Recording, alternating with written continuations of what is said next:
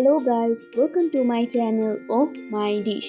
আজকে আপনাদের জন্য নিয়ে এসেছি একদম দোকানের মতো রসগোল্লার রেসিপি। আপনারা যদি ফুল এই রেসিপিটা ফলো করে থাকেন তাহলে আপনাদের তৈরি করা রসগোল্লাটিও হবে একদম সফট আর স্পঞ্জি। আপনারা যারা এখনও আমার চ্যানেলটি সাবস্ক্রাইব করেনি তারা এক্ষুনি সাবস্ক্রাইব বাটনটা ক্লিক করে দিন। তাহলে চলুন আর দেরি কিসের, সম্পূর্ণ রেসিপিটা দেখে নিই। প্রথমে একটা পাত্রে সামান্য একটু পানি দিয়ে নিলাম। এবার 1.5 কেজি গরুর দুধ ছেঁকে পাত্রে দিয়ে দিলাম।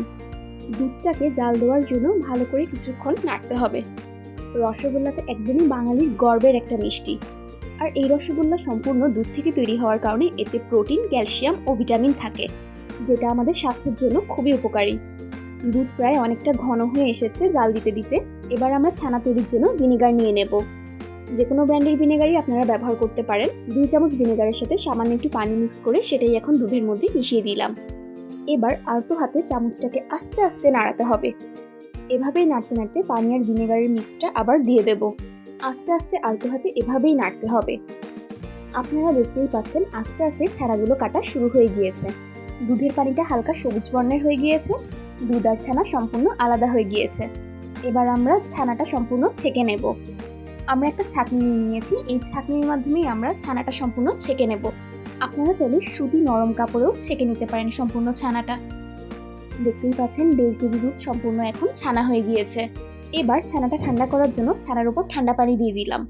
এরপর চামচ দিয়ে ছানাটাকে উল্টে পাল্টে দিচ্ছি যাতে ভিতর থেকে গরমটা সম্পূর্ণ বের হয়ে যায়। এভাবেই একটু পরপর নাড়াচাড়া করতে করতে আবার আরেকটু ঠান্ডা পানি দিয়ে দেব।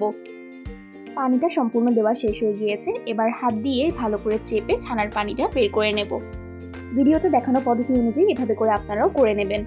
ছানা দিয়ে কিন্তু শুধু রসগোল্লা নয়, ছানার বরফি, সন্দেশ ও রসমালাইও তৈরি করা হয়। এবার আমি একটা পাত্রে ছানাগুলো সব নিয়ে নিলাম। ছানাগুলোকে সম্পূর্ণ হাত দিয়ে ভালো করে মথে নিতে হবে। ভিডিওতে দেখানো পদ্ধতি অনুযায়ী আপনারাও এভাবে করেই সম্পূর্ণ ছানাটা মথে নেবেন। এর কারণেই রসগোল্লাটা খুবই স্পঞ্জি হবে। ছানাটা সম্পূর্ণ মথে নেওয়া হয়ে গিয়েছে। এবার 1 চামচ কর্নফ্লাওয়ার দিয়ে দিলাম। 2টা এলাচ আর 1 চামচ চিনি ব্লেন্ড করে নিয়েছিলাম, সেটাই দিয়ে দিলাম। এবার সম্পূর্ণ ছানাটা ভালো করে মাখিয়ে নিতে হবে। যত ভালো করে হাত দিয়ে মথে নেওয়া হবে এই ছানাটা, রসগোল্লাটা ততই মজাদার হবে। এবার রসগোল্লা তৈরির জন্য ছানার মায়ান থেকে ছোট করে গোল করে কেটে নিলাম। 2 হাতের তালুর মাঝখানে গোল গোল রসগোল্লা তৈরি করে নিচ্ছি।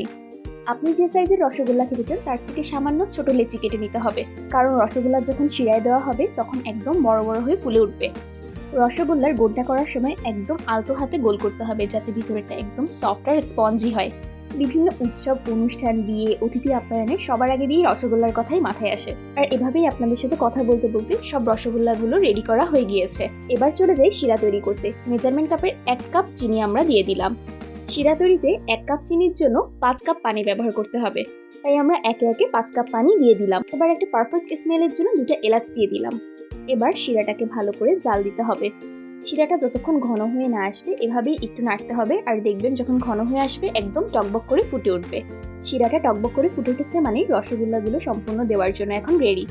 তাই এবার আমরা একে একে করে ফুটন্ত শিরার মাঝখানে সব রসগোল্লাগুলো দিয়ে দিচ্ছি। 19 শতক থেকে এই রসগোল্লা আমাদের সবার মনে জয় করে বেড়াচ্ছে। আপনারা যদি একবার এই রসগোল্লা তৈরি করে খেয়ে দেখেন আপনাদের আর বাইরের রসগোল্লা কেনার ইচ্ছেই করবে না। ফুটন্ত শিরায় টকবক করে ফুটে উঠেছে মজাদার রসগোল্লা। এবার আমরা রসগোল্লার ভিতরে রস ঢোকার জন্য কিছুক্ষণ ঢাকনা দিয়ে ঢেকে রেখে দেব। 5 থেকে 10 মিনিট পর ঢাকনাটা খুলে দেখি মাশাআল্লাহ রসগোল্লাগুলো একদম ফুলে টুইটুম্বর হয়ে গিয়েছে। হালকা সামান্য একটু নেড়ে দিয়ে আমরা চুলোটা বন্ধ করে এবার ঠান্ডা হওয়ার জন্য রেখে দেব। তারপর আমরা চলে যাব পরিবেশনে। আমি একটা মাটির পাত্রে সব রসগোল্লাগুলো নিয়ে নিলাম। দেখলেন তো কি সহজে তৈরি করে ফেললাম বাঙালির পছন্দের রসগোল্লা।